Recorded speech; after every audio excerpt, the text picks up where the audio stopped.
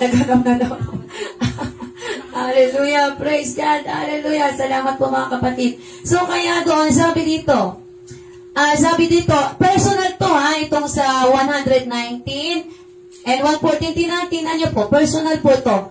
Tingnan niyo po ha, ito personal. Ikaw lamang ang muog ko. Bigyan niyo po ng emphasize. Ikaw, sino po yung sinasabi dito, tinatakay na ikaw. So, ikaw lamang ang aking muog. Ibig sabihin, ito po ay sinasabi mo ng personal na ang Panginoon nating Diyos, siya lamang yung ating muog at sandigan na pwede nating pagkatiwalaan, sandalan sa bawat bahagi ng ating buhay. Di po ba? Yan pa lamang tatagos na yan sa ating puso yung pananampalataya natin, ikaw.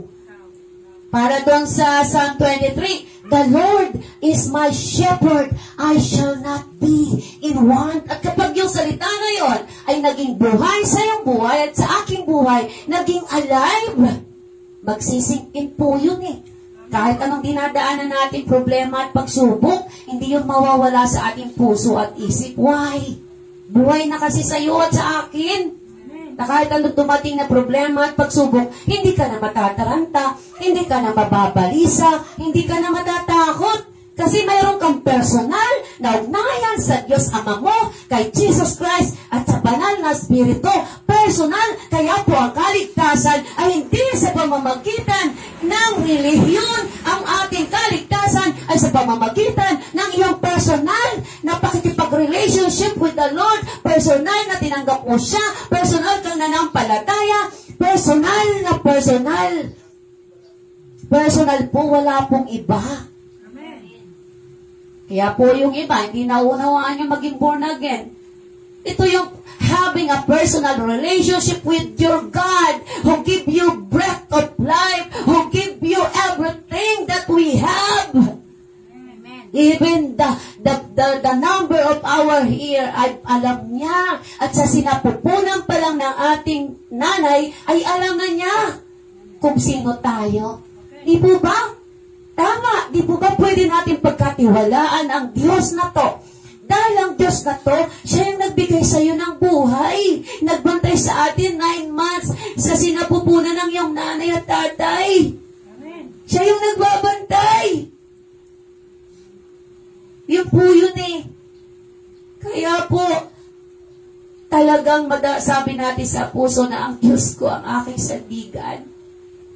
Walang iba akong sasandigan, wala akong ibang tatakbuhan, wala akong hinga ng tulong, wala akong lalapitan, kundi yung Panginoon. Kaya binigay yung Holy Spirit Sa palagay niyo kaya, nung si Jesus Christ ay nandito sa lupa, kapag may tumawag, makakapunta po kaya agad siya to rescue? Hindi po. Why? Nandun siya sa laman tao siya. Kaya kinailangan niya na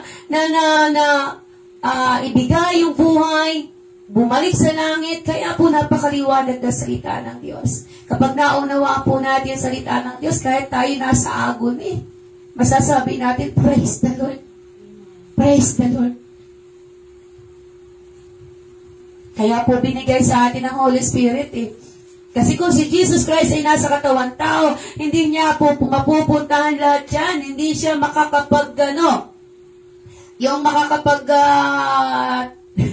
anong tawag ng mga nasa online, yung mawawala at susulpot na lang dun. Ano yan? Invisible. Invisible. Hindi po. Pero nasa katuparan yun when Jesus Christ won the victory na siya ay nabuhay sa mga patay. Kaya nga po, nung pag-akyat niya sa langit, nagsulit siya sa Ama.